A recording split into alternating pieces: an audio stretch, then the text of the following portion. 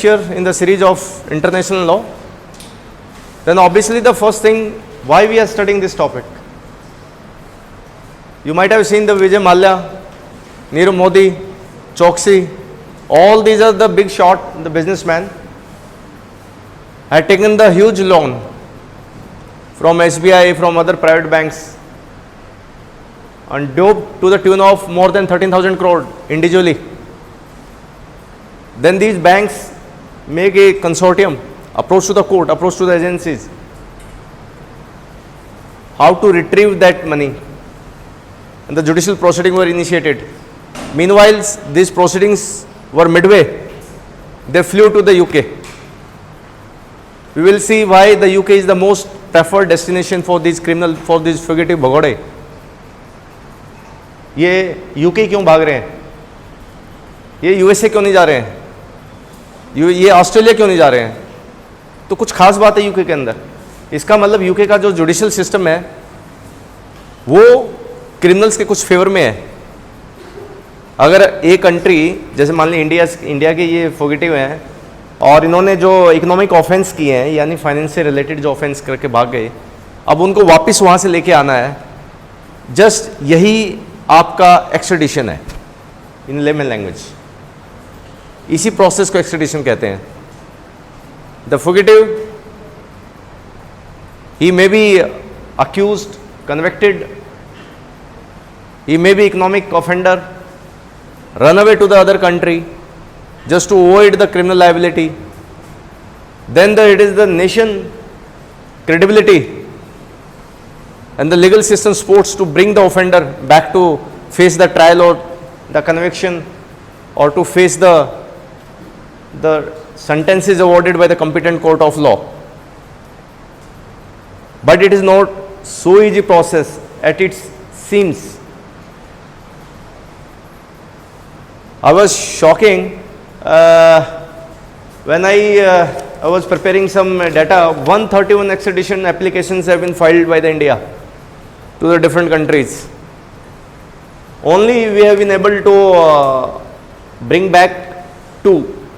So 2 out of 131. To see the ratio. The data is the most important to substantiate your statement. Whatever is writing in the answer sheet, na, तो you obviously should have some back to support your statement. तो जान तभी आती है उसमें. तो जैसे मैंने बताया कि hardly it comes out to 1 or 2%. It means clearly this is the area where a great focus is required. It may be you can say the bilateral relations, strengthening the bilateral relations, and a regime may be prepared in other country also so that we can back all those offenders to our country to face the trial. So this is the extradition. I think as of now you have some fair idea what is the extradition. Extradition is nothing. जो यहाँ इस देश के भगोड़े हैं या तो वो जस्ट इन्वेस्टिगेटिव स्टेज में, जो इन्वेस्टिगेशन स्टेज में भाग गए, जैसे विजय माल्या, नीरव मोदी वगैरह, इनको लगा कि यस अब enforcement directorate prevention money laundering act के तहत केस रजिस्टर्ड हो गया, सीबीआई ने केस रजिस्टर्ड कर लिया, तो ये सारी की सारी जो इन्फोर्समेंट और इन्वेस्टिगेटिव एजेंसीज हैं अब इनका पंजा चल पड़ा है. तो दे वर जस्ट अवेयर कि now the India is not safe for us. So then they flew to the UK. If I take the case of Abu Shalem, 1993 Mumbai blast case जिसमें संजय दत्त को सजा मिली थी, ठीक है ना. तो I know that case. I was writing down some IIT exam that day in Delhi and there was a outside shop. There was a big photo of the Sanjay Dutt in the custody, right. So, in that case, Abu Salim was involved. The case was registered against various accused. The Abu Salim, later on with the fight of since you can say the 1993, and I think we got Abu Salim in 2011, I hope so. You may check from the site. So, it took so many years and we got him from the Portuguese government. Now he is in Indian jail. But why this extradition process is so complicated? Because some European countries, they are more aware about the human rights, or you can say they honor or they respect the human rights in much way than the Asian countries. Second, these European countries, they have abolished the death penalty. The Abu Salam was charged under sedition, murder, or you can say it was some sort of genocide. Though genocide is not a term used in Indian Penal Code, it is basically international terminology. 100% on conviction, he would be awarded the death penalty. The case was stuck. Where the case was stuck?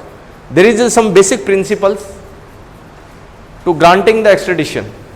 There is a Extradition Act. The India passed this the Extradition Act 1962. I have dropped it in the WhatsApp also ना in the group. और जिसको लेना है तो ये यहाँ से ले फोटोकॉपी के लिए ले भी सकते हैं. This is a very small act. The dual criminality. What do you mean by dual criminality? Dual दोनों साइड, यानी जो ऑफेंस पार्टिकुलर जिसको हम ऑफेंस बोल रहे हैं, there some ingredients constitutes a crime. तो यहाँ पे भी क्राइम होना चाहिए और जिस कंट्री से हमने उसको एक्सट्राडाइट लेके आना है तो उस करके लेके आना है तो वहाँ पे भी वो क्राइम की कैटेगरी में आना चाहिए. सपोज मैं एक छोटी सी बात करता हूँ आपसे, अडल्ट्री तो चलो ठीक है, अब सुप्रीम कोर्ट के डिसीजन की वजह से वो क्रिमिनलिटी हट गई उसके, अदरवाइज इससे पहले, लेकिन आज भी वो बुक में तो है, स्टैट्यूट बुक में तो है, तो वो क्रिमिनल ऑफेंस है, लेकिन यूके के अंदर वो सिविल ऑफेंस है. मान लिया किसी के ऊपर अडल्ट्री का चार्ज है और वो यूके में भाग जाता है, तो यूके कहेगा कि sorry because it violates a dual criminality principle.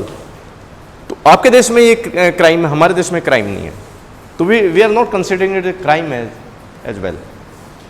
तो आपकी जो एक्सट्रेडिशन की जो एप्लीकेशन वो ड्रॉप हो जाएगी. सुनाई बात आपको?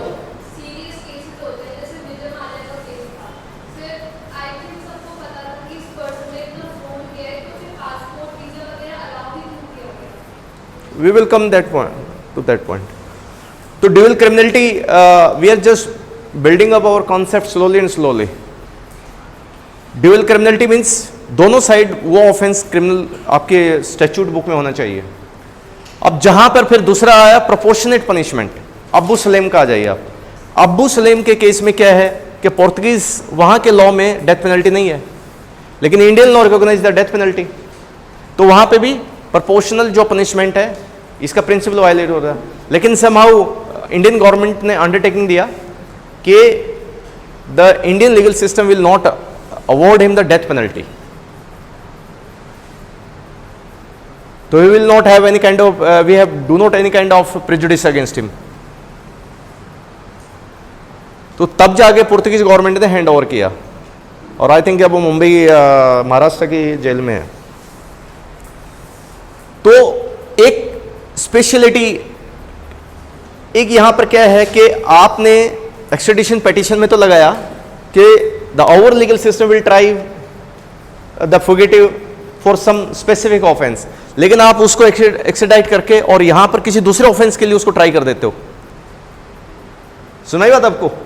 तो ये भी आपकी एक स्पेशलिटी, जो स्पेसिफिक आप ऑफेंस के लिए जा रहे हो तो उसी के लिए आप ट्राई करोगे अपने उसको कंट्री में ले जाके. सुनाई बात आपको? और फिर सबसे लास्ट फेयर ट्रायल. वैसे तो हमारे सीआरपीसी अपने आप में क्लेम करता ही है कि फ्री एंड फेयर ट्रायल का पूरा मैकेनिज्म, पूरा कॉन्टोर उसके अंदर एम्बेडेड है. सारे अक्यूज को भी राइट्स हैं, सारे ट्रायल इन्वेस्टिगेशन स्टेज से लेकर ट्रायल तक अक्यूज को फुल राइट्स हैं. ठीक है ना? तो ये सारी की सारी ये जो कंडीशंस हैं आप देख रहे हैं इसमें. और अब आ जाते हैं आपके जो एक्सट्रेडिशन एक्ट 1962 का है, आप अपने ऑन टाइम में देख लेना. एज सच आपके एग्जाम में इट इज़ लीस्ट एक्सपेक्टेड कि एक्सट्रेडिशन एक्ट 1962 पर फुल फ्लैश क्वेश्चन आ जाएगा. ये जस्ट एक एड ऑन है कि आप इसको अपने खाली टाइम में देख सकते हैं. तो यहाँ पर अब सीरीज जो होते हैं आपके जो इकोनॉमिक ऑफेंसेज हैं, वो बिल्कुल भी एग्जेम्प्टेड नहीं है। किसी ने जिनोसाइड किया है वो भी एग्जेम्प्टेड नहीं है। अब इकोनॉमिक ऑफेंडर्स करके क्राइम और भाग जाते हैं। अब वो एक सेपरेट इशू है कि उसमें बैंकिंग के ऑफिशियल्स भी बड़े बड़े इन्वॉल्व हैं। कैसे आपने 6,000 करोड़ का, किसी ने 4,000 करोड़ का, किसी बैंक ने इतने इतने करोड़ का कोलेटरल डिपॉजिट भी, सिक्योरिटी भी बैंक लेता है, तो वहाँ पर क्या फेल्योर रहा, या कोलेटरल जो क्लॉज है उसको एग्जेम्प्ट किया गया, या फिर एक फ्रिवलेस या फेक डॉक्यूमेंट्स पे वो लोन दिए गए, तो उसमें बिग शॉट्स वर इन्वॉल्व। देखिए इतने बड़े बड़े जो करप्शंस होते हैं ना, ये ऐसा नहीं है कि एक आदमी करके भाग जाता है, पूरा सिस्टम उसके पीछे इन्वॉल्व होता है, पूरा कमीशन इन्वॉल्व होता है सीनियर ऑफिशियल्स का, और वो तब जाके वो लोन दिया जाता है। और फिर वो क्या करते हैं, बैंकिंग आपने देखा होगा कि फिर नॉन परफॉर्मिंग एसेट बन जाता है बाद में। फिर एक क्लॉज है बैंकिंग रेगुलेशन में, अगर आपको लगता है कि किसी का दिवालिया निकल गया है और अब वो रीपे नहीं कर सकता है, तो फिर उसको अल्टीमेटली और कोई ऑप्शन नहीं रहता, उसको फिर हम क्या करते हैं, एनपी की कैटेगरी में डाल के बैंक और उसको स्ट्रक ऑफ कर देता है। सुनाई बात आपको। और यही तो जब कई बार क्या करते हैं, जब किसानों की लिए जब सब्सिडी की बात आती है, इनके लोन की माफ आती है, तो बहुत सारे जो इकोनॉमिस्ट हैं वो इसका अपोज करते हैं कि भाई इससे जो आपकी जो इकोनॉमिक सिस्टम है वो डिस्टेबलाइज हो जाता है। आप 4,000 करोड़ 3,000 करोड़ इमीडिएटली जो फार्मर्स का है उसको ऑफसेट कर रहे हो उसका लोन का, यानी बैंकिंग को आप लोन दोगे, ना कि फार्मर्स की वजह वो फार्मर्स देंगे। लेकिन दूसरी साइड जब किसान जो फार्मर्स लीडर्स हैं वो भी इस बात को बोलते हैं कि अगर आप दूसरी साइड देखेंगे, जो इकोनॉमिक ऑफेंडर्स हैं, बिग शॉट्स हैं, जो यूके बैठे हैं, इधर उधर बैठे हैं, वो इनसे कई गुना ज़्यादा लोन लेके और वो भाग गए हैं और इतना बड़ा एनपीए बना के चले गए यहाँ पे। तो तब सरकार क्या करती है, तब बैंकिंग ऑफिशियल्स क्या करते हैं? तो एक्चुअली हमारे जो बैंक ऑफिशियल्स हैं, बिजनेसमैन्स हैं, वही ऑनेस्ट नहीं है। और बिजनेसमैन का एक ही एजेंडा होता है, just to earn the profit. वो कि हर चीज से कंप्रोमाइज करेगा, क्योंकि उसका एजेंडा ही एक है। सभी लोग रतन टाटा साहब जैसे फेयरली मतलब बिजनेस नहीं करते हैं, ठीक है। चलो, आई एम नॉट कास्टिगेटिंग एनीवन। तो इस तरीके की जो सिचुएशंस हैं, आपने देखा होगा कि ये पता है कि आपको अब ये केसेस चलेंगे। अब मैं अगर बात करता हूँ इसका विजय माल्या क्या, तो विजय माल्या का देखिए आप, अब ब्रिटिश यूके के साथ खास प्रॉब्लम क्या है, यूके के अपने इंटरनल लॉ में क्या है कि सबसे पहले तो ट्रायल कोर्ट में वो एप्लीकेशन लगाएगा, ठीक है ना, कि भाई मेरे को एक्स्ट्राडाइट ना किया जाए। फिर ट्रायल केस चलेगा, 3-4 साल तक आपका ट्रायल कोर्ट में केस चला। फिर वो court of justice equivalent over high court, तो वहाँ पर वो केस चलेगा, ठीक है ना।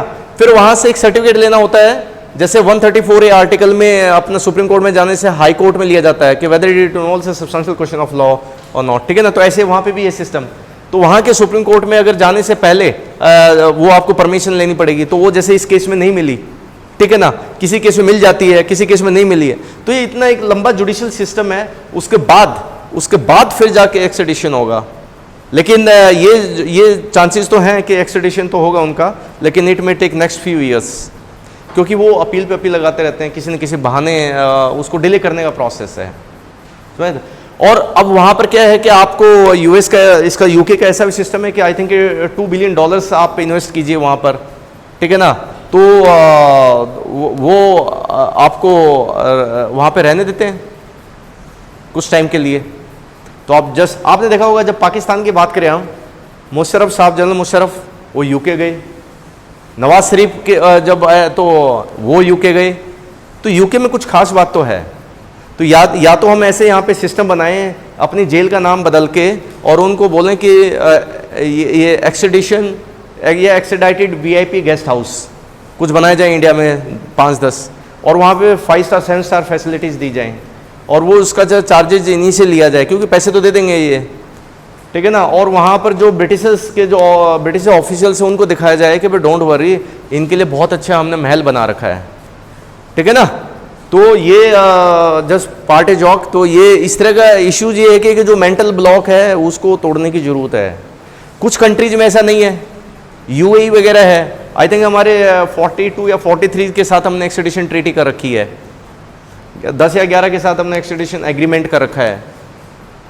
तो अब देखिए UN के 193 कंट्रीज हैं, लेकिन अगर आप नज़र उठा के देखोगे तो कुछ कंट्रीज ऐसी हैं 40-50 जहाँ पे ज़्यादा भागा जाता है, ठीक है ना, तो इस पर स्पेसिफिकली फोकस किया जाए कि उन कंट्रीज के साथ एक जो हमारी फॉरेन अफेयर मिनिस्ट्री है वो और अपना जो यहाँ के हैं जो लीगल एक्सपर्ट्स हैं, तो एक ऐसा कंप्रेहेंसिव मैकेनिज्म क्रिएट किया जाए कि ये जो ये पूरा टार्डी प्रोसेस है एक्सट्रेडिशन का, इसको रिड्यूस करके 1 ईयर या 6 मंथ्स किया जाए, ताकि वो लोग इमीडिएटली यहाँ पे एक्सट्रेडाइट करके लाए जाए और वो ट्रायल फेस करें, ठीक है ना। तो यहाँ पर ये जो मैंने अभी आपको बताया है ये एक्सट्रेडिशन के बारे में है।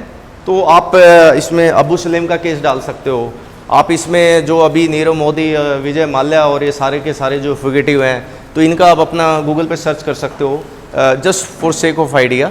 और एक्सट्रेडिशन जो आपका ये एक्ट है 1962 का, तो इस पर एक बार गो थ्रू हो सकते हो, क्योंकि जो अपना इंटरपोल होता है कि इंटरनेशनल एजेंसी है, international police you can say, तो यहाँ से फिर क्या है कि जैसे मान लिया केस रजिस्टर्ड हो जाता है, एफआईआर कट जाती है और फिर उसको ऑफेंडर हम कोर्ट से डिक्लेयर करवाते हैं, फिर उसका सारा का सारा जो रिकॉर्ड है जो एक्सटर्नल अफेयर मिनिस्ट्री के थ्रू जाता है और वहाँ पर भेजा जाएगा और वो सारे के सारे सपोर्टिंग डॉक्यूमेंट्स लगते हैं। तो यहाँ पे भी हमारा देखिए, यहाँ तो हमारा लीगल सिस्टम है वो हमें पता ही है, और ऐसी बात नहीं है जो विंग स्पेशल विंग इससे डील कर रही है उनको उन कंट्रीज़ का ऑलरेडी, क्योंकि वो केसेस कर रहे हैं, हमारी टीम कई बार गई भी है, जैसे विजय माल्या नीरव मोदी के केस में यूके में केस फाइट किया है। हमारे जो यहाँ से गवर्नमेंट के खर्चे से जो वहाँ पे एडवोकेट हायर किए जाते हैं, उनके यूके के जो एडवोकेट्स हैं जो वहाँ प्रैक्टिस कर रहे हैं, ठीक है ना। तो इस तरीके से पूरा प्रॉपर यहाँ पे भी लीगल सिस्टम है, वहाँ पे भी लीगल सिस्टम है, तो ऑलरेडी वो एक स्पेशलाइज्ड जो ब्रांच है वो काम कर रही है इस पर। अब आ जाइए आपका असाइलम। असाइलम क्या है कि 2 वर्ड हैं, इनको ज़रा ध्यान से देखना है आपने, इसमें कंफ्यूज नहीं होना है।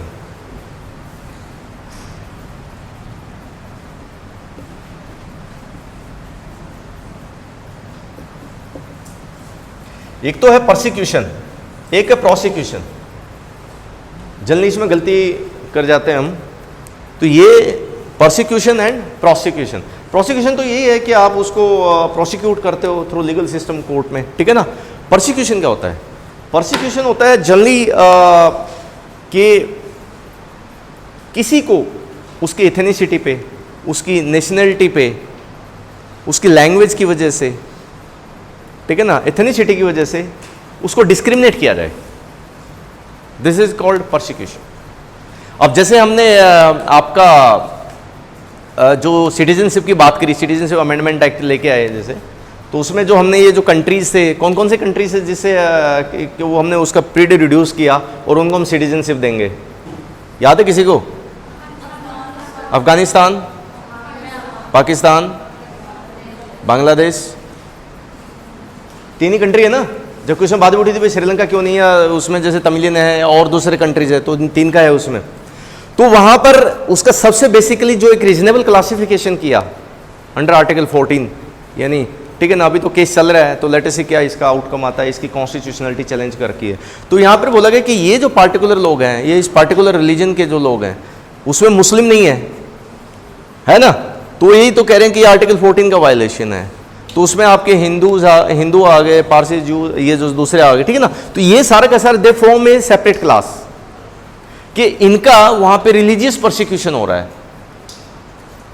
और just on the ground of religious persecution they are not safe, they are facing discrimination day to day basis.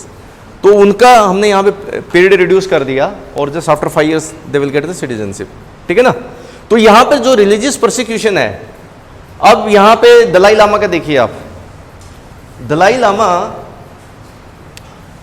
ये जैसे मान लिया इंडिया का मैप है यहाँ पे, और ये अपना अरुणाचल प्रदेश है, और यहाँ पर आप नेपाल, भूटान देखोगे यहाँ पे ऐसे, और ये आपका जैसे तिब्बत है, यहाँ पे तिब्बत है और इसके ऊपर ये चाइना है, ठीक है। तो तिब्बत पहले अलग से कंट्री था, तिब्बत को फिर चाइना ने ऑक्यूपाई कर लिया, तो तिब्बत एक ऑटोनॉमस रीजन है चाइना का, ठीक है ना। जैसे जब पंचशील सिद्धांत हमने अडॉप्ट किया, तो चाइना ने तो इस पर ऑब्जेक्शन लगाया था कि तुमने जो दलाई लामा को लेके आप ये कर रहे हो, ये तो पंचशील सिद्धांत का वायलेशन है, क्योंकि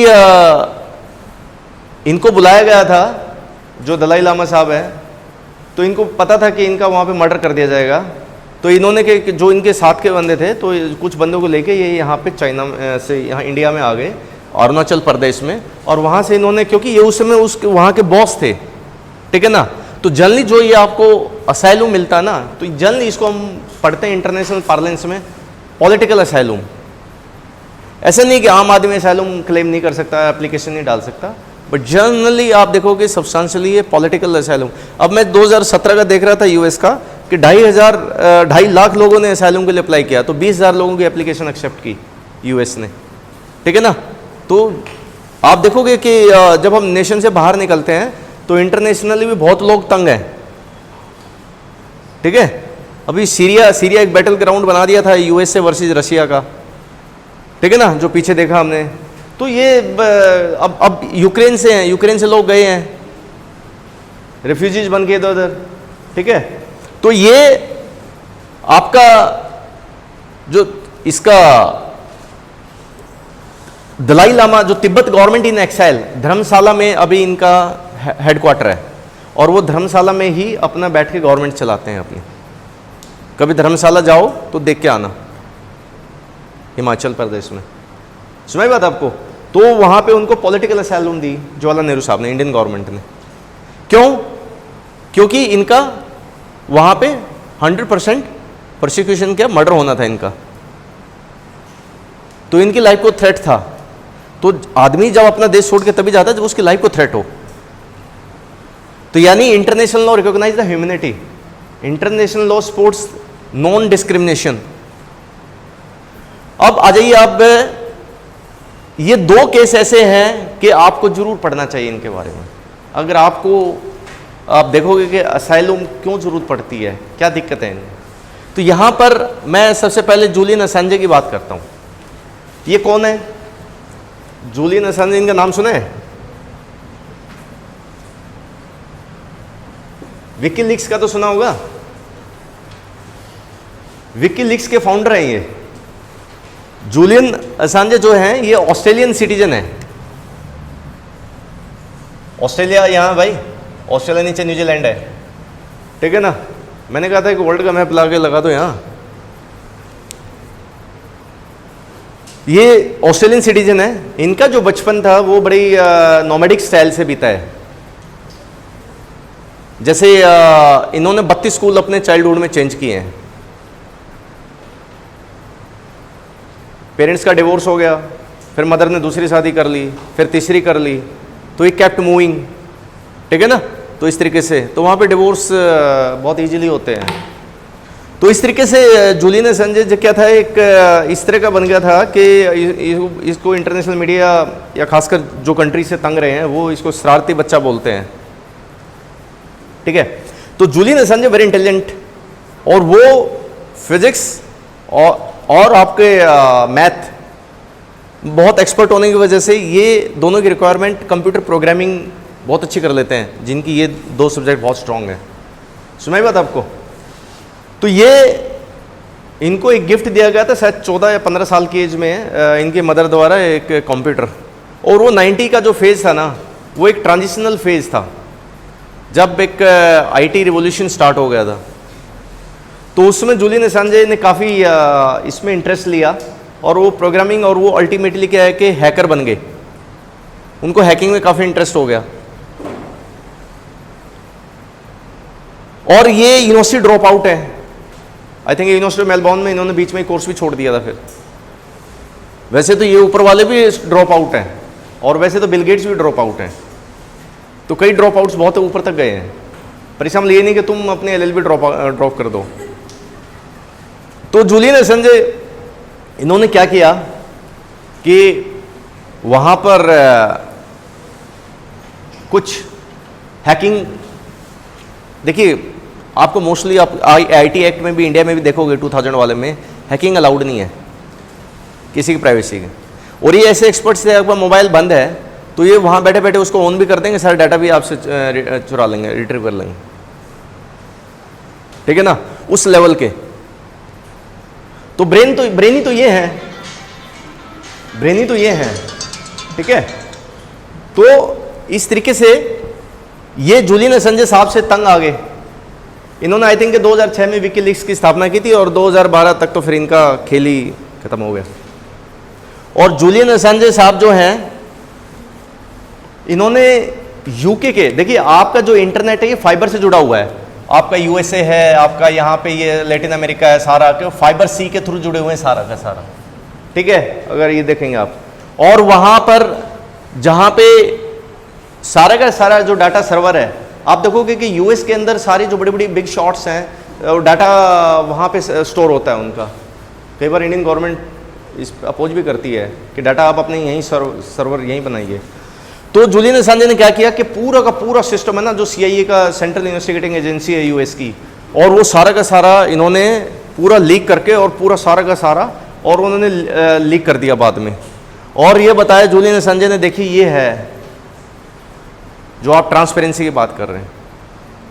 तो यूएस गवर्नमेंट पीछे लग गई, ऑस्ट्रेलियन गवर्नमेंट तो पीछे लगी हुई थी। फाइनली इक्वेडोर, मैंने जो बताया था उस दिन भी, इक्वेडोर पहले भी आया था ना, वो आप देख लेना कि कौन सी उन्होंने थ्योरी निकाली थी, थ्योरी ऑफ रिकॉग्निशन में, वो ऐसे कनेक्ट करना चाहिए। और जब तुम्हारा पूरा इंटरनेशनल लॉ खत्म हो जाए तो यहाँ पर ओपन है और सारे के सारे जो बड़े बड़े नाम हैं, फिर तुमने देखना है कि इसने एक्सट्रेडिशन के बारे में क्या बोला, इसने असैलम के बारे में भी कुछ बोला था कि नहीं बोला था, इसने थ्योरी ऑफ रिकॉग्निशन के बारे में बोला था कुछ, इसने स्टेट सक्सेशन के बारे में भी कुछ बोला था। समझ रहे मेरी बात? तो इस तरीके से वो समराइज जो है वो लिस्ट आपको बड़ी काम आएगी, हैंडी रहेगी। तो यहाँ पर जूलियन असांजे साहब ने क्या किया कि भैया आप यहाँ पे इक्वेडोर ने इसको लंदन के अंदर एम्बेसी में शरण दे दी, असैलम दे दिया। तो देखिए अब 4 कंट्री इन्वॉल्व हो गए, ऑस्ट्रेलिया का बंदा है, इक्वेडोर ने इसको शरण दी लेकिन यूके के अंदर दी, और पीछे लगे हुए हैं रसिया ना, ये यूएसए, ठीक है ना। तो इसको बोलते हैं एक्स्ट्रा टेरिटोरियल असैलम, क्योंकि जिस कंट्री की जो एम्बेसी होती है वो उसी की प्रॉपर्टी, उसी की लैंड मानी जाती है। अगर दिल्ली के अंदर यूएस की एम्बेसी है तो वो जो यूएस की एम्बेसी है वहाँ पे इंडियन पुलिस या इंडियन आर्मी नहीं जा सकती बगैर उनकी परमिशन के। तो वो यूएस की ही लैंड है, यूएस की ही प्रॉपर्टी है, यूएस की ही टेरिटरी है अंडर इंटरनेशनल लॉ। ऐसे यूएस की जो एम्बेसी, इंडिया की जो एम्बेसी यूएस के अंदर है तो वो इंडियन टेरिटरी मानी जाएगी, वो एक्स्ट्रा टेरिटोरियल, ठीक है ना। तो यहां पर जूलियन असांजे को एक्स्ट्रा टेरिटोरियल असैलम दी। सुनाया आपको बात? अभी ये चल रहा है तो अभी इक्वेडोर भी इनसे तंग आ गया है, क्योंकि इक्वेडोर ने इसके चक्कर में अपने कई कंट्रीज के साथ रिलेशन खराब कर लिए हैं। ऑब्वियसली जिस कंट्रीज को चाह रही है एक्सट्राडाइट करना, यूएस चाह रही है कि हम इसको ट्रायल फेस कराएंगे। सुनाई बात आपको? तो अब आ जाओ एडवर्ड स्नोडेन, वेरी ब्रिलियंट। ये दोनों की कहानी कुछ मिलती जुलती सी है। आई थिंक इसके फादर तो कोस्ट गार्ड में थे, वहाँ की यूएस की कोस्ट गार्ड में, और ये एडवर्ड स्नोडेन जो है और ये ज़्यादा एज के भी नहीं है। आई थिंक यही इनकी जूलियन असांजे की तो शायद होगी 71 डेट ऑफ बर्थ इसके आसपास है, और इनकी भी, ये थोड़े छोटे हैं एडवर्ड स्नोडेन, ठीक है ना। तो ये जो लोग हैं इसकी भी कहानी यही हुई। इन्होंने बोला कि जब इराक में वॉर चल रहा था तो यूएस रिजर्व आर्मी में ये भर्ती होना चाहते थे, फादर से इंस्पायर्ड होंगे, डीएनए तो आता ही है। तो लेकिन वहाँ पर क्या हुआ, ट्रेनिंग में इनको चोट लग गई तो ये वापस आ गए। फिर उन्होंने सीआईए में काम किया एज ए हैकर, तो ये भी बहुत शार्प थे हैकिंग वगैरह में। तो सबकी कहानी, तो जो बहुत इनकी आईक्यू, इन दोनों की आईक्यू तकरीबन 145 के आसपास है। जनरली एक आम आदमी की जो आईक्यू होती है वो 110-120 के बीच में होती है। तो ये ब्रिलियंट हैं, तुमसे तो ये रट्टे नहीं मारे जाते, डेथ वो आपके क्या क्या है। तो सोचिए ये लोग क्या हैं, ठीक है ना। फिर ऐसे लोग तंग भी होते हैं वैसे।